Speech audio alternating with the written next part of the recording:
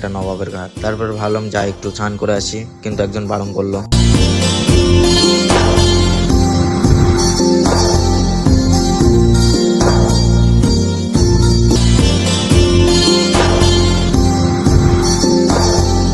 এখানে এত বড় বড় মাছ দেখে মনে মনে আগ্রহ জাগলো যে কটা মাছ ধরে নিয়ে বাড়ি চলে যায়।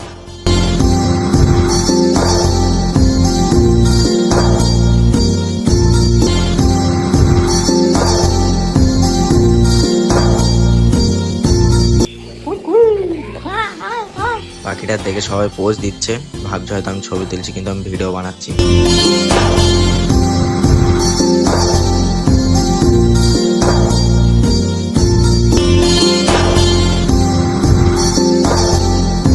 তারপর বন্ধুরা সবাই বলছিল উট দেখেছে, উট দেখেছে। গিয়ে দেখলাম উট না, উট পাখি। তাই উট পাখির সাথে একটু গল্প করলাম।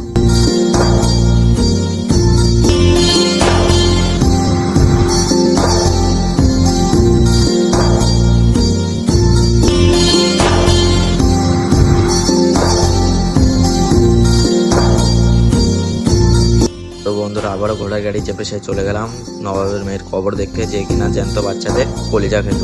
ফাইনালি পৌঁছে গেছি। আমিও দেখবো, তোমাদেরকে দেখাবো। দেখো বন্ধুরা কত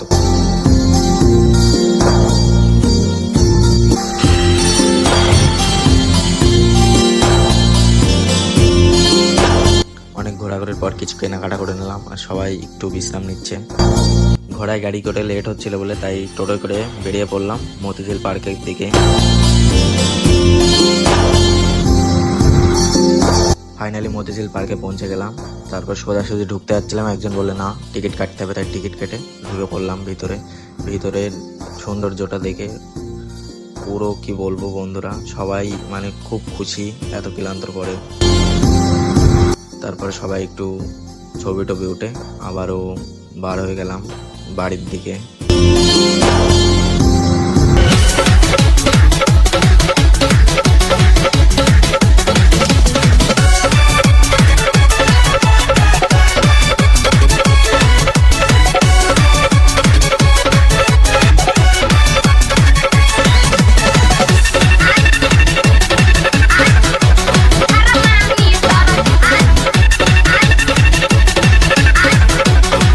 ফাইনালি বন্ধুরা দেখতেই পাচ্ছ বাড়ি চলে এসেছি, সেই মুর্শিদাবাদ ঘুরে দেখতেই পাচ্ছ।